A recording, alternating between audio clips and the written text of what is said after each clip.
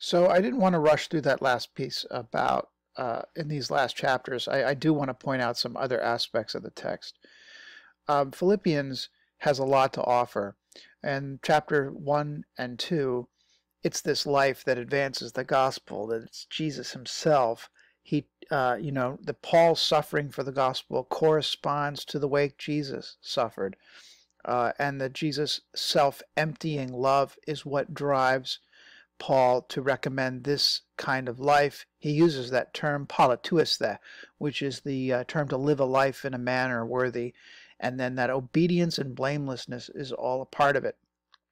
Sometimes Paul is portrayed as a person who esteems grace through faith, and that's true.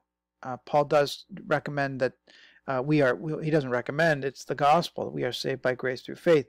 At the same time, it's important to keep in mind that for Paul, that grace is a two-way street. Benefaction moves in two directions.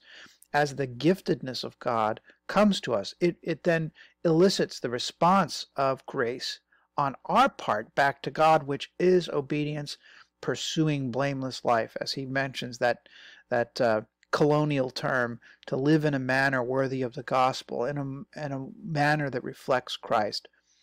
Pressing on toward it says telltale sign on the thing, toward the mark of the high calling of Christ. Paul uses the athletic contest in a way to emphasize that your pursuit and your training moves toward a destination. And then 4:8 through 20, he encourages the two women and those in the church to get on the same page, to be united in Christ, as well as thanking Epaphroditus and Timothy for all of the gifts that have been extended to them.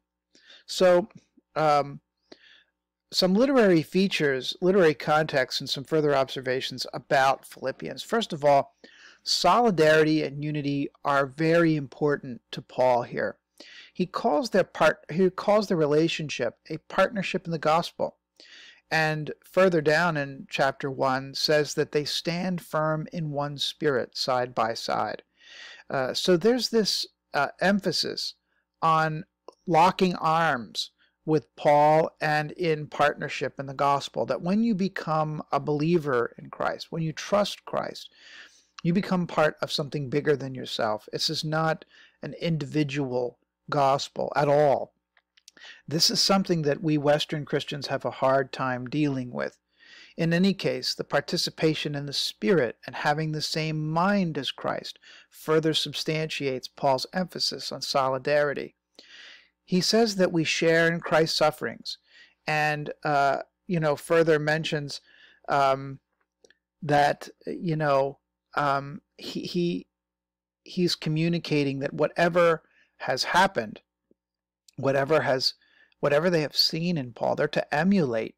Sharing in his trouble is this this empathy, this emotional connection too.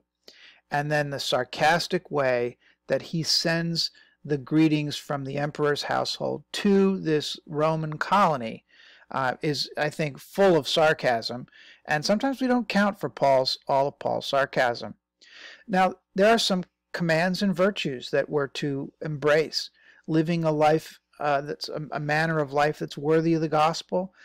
Paul exhorts the Philippian community to have the same mind as willing participants, not something that he's trying to force them. And then he asks them to join in imitating him. One of the boldest statements in the New Testament, 3:17, where Paul says, "Join in imitating me." There are two recurring terms. In the first section, the term gospel occurs in verse 5, 7, 12, and 27 of chapter 1. And then in the second half, and really throughout, you can see the term joy or rejoice. It comes in 1:18, 19, chapter 2, verse 18, 3:1, 4:1, 4:4, and 4:10. At this point, let me recommend to you the use of a tool called a concordance. A concordance is a detailed list of terms that are collected, and every time that term occurs in the Bible, it's recorded, so you can do a quick study throughout the whole canon of Scripture on a particular term or concept. The way that you can do this is through an English book called Strong's Concordance. It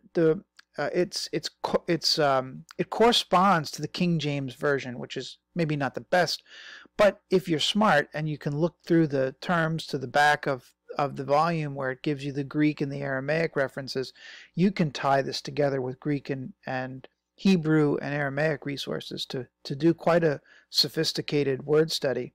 The concordance tells you these terms. If you look it up and you look up joy and rejoice, you can find that they provide evidence for a thematic kind of push here.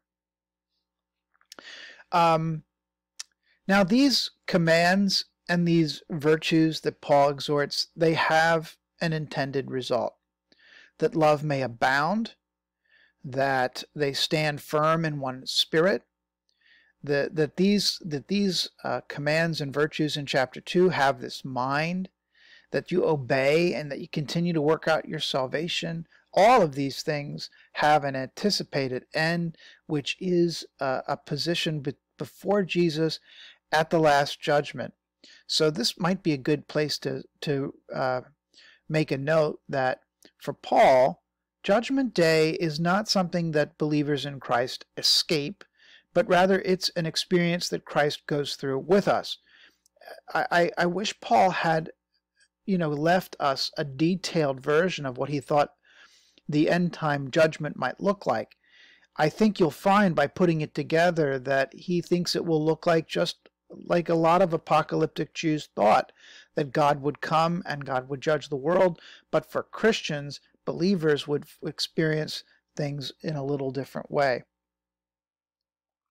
So in chapters 3 and 4, a couple of other commands and virtues that have an intended result. Look out for evil workers.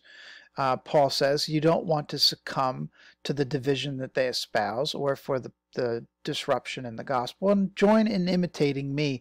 Paul uses this term that our commonwealth is in heaven, and by doing this he really kind of cleverly subverts the language of the Roman Empire, where he uses live a life worthy of the gospel, and then that our commonwealth is in heaven. Paul definitely is hinting that something far greater than the Roman Empire exists, which is why you have to treat his comment about Caesar's household as dripping with irony and sarcasm.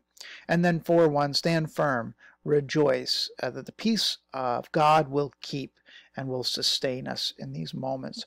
What a great little letter this letter is. Paul, writing from prison, is able to muster a tone of joy and excitement, even at the prospect of his own death. He talks about that in chapter 1, even though he realizes that he is probably going to be released, and in fact, he is released from this imprisonment, if that imprisonment is, as we talked earlier, in Ephesus. So I'm glad you could join me for these just an introduction, not a deep dive by any means, but an introduction to the text of Philippians. Hope you found it beneficial. Jot a comment in the comments about what you learned. Take care.